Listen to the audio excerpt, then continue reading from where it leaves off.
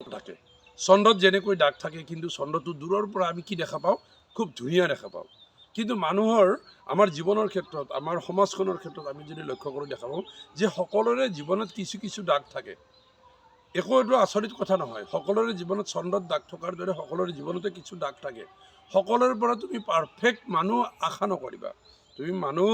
সকলোৱে পাৰফেক্ট হ'ব নোৱাৰে আৰু এই পাৰফেক্ট নহ'লেও আমি কি কৰিব লাগিব পাৰফেক্টৰ ফালে চেষ্টা কৰি আমি গৈ থাকিব লাগিব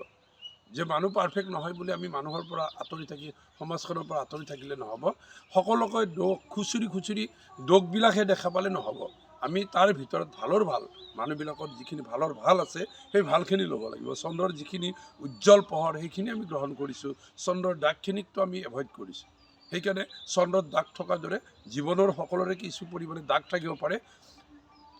কোনো মানুহ পাৰফেক্ট নহয় আমি ভালখিনি গ্ৰহণ কৰিব লাগিব ঠিক চন্দ্ৰৰ দৰে ধন্যবাদ